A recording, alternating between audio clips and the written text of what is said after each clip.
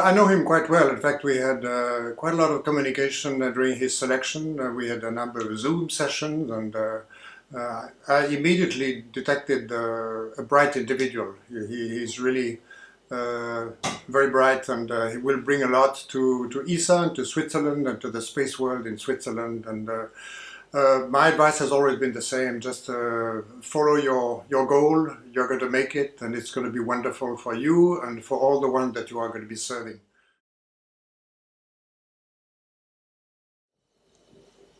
There are relatively few astronauts at ESA or also at NASA and other space agencies that are medical doctors or that had a background and training as a medical doctor.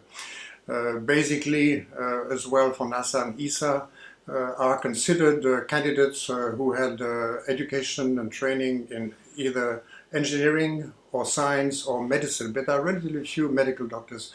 And I think it's good to have one, because again, the idea as well for NASA and ESA and the other partners of Artemis is to go to the moon and someday to Mars, or maybe some other celestial bodies in the solar system, not on Jupiter. It's a big ball of gas. We don't want to go there, but there are satellites of Jupiter and Saturn that could someday be visited by humans, like Europa or Enceladus, one of the satellites of Saturn.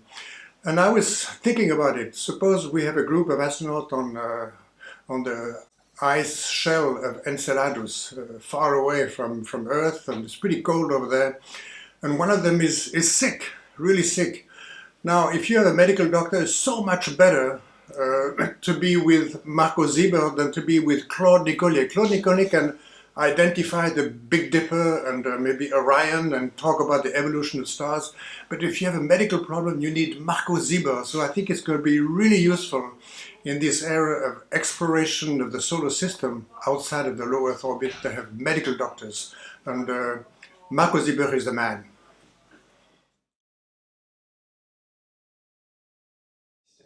Well, I think it's going to be very, very positive. I mean, of course, there are a lot of areas of space exploration and utilization, but the human spaceflight component is always loved by the public and by the young people. It's exciting, it's very inspiring, and it's going to be doing a lot of good for the Swiss space ecosystem, no doubt about that.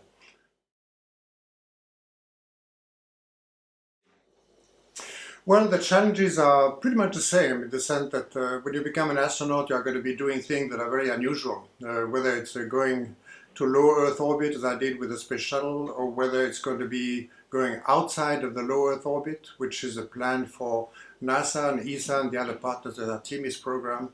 Going to the moon is going to be fantastic, really. And we know the excitement of the Apollo program in the 60s and early 70s, and it's going to start again. And especially having long stays on the surface of the moon, on the South Pole, these are going to be extraordinary missions. But basically, I would say that what ESA and NASA are looking for now in astronauts is pretty much the same kind of people who are ready to take part in adventures and not serving themselves, but serving finally the agencies and the communities that they are working for, and serving humanity finally. This is a service for humanity.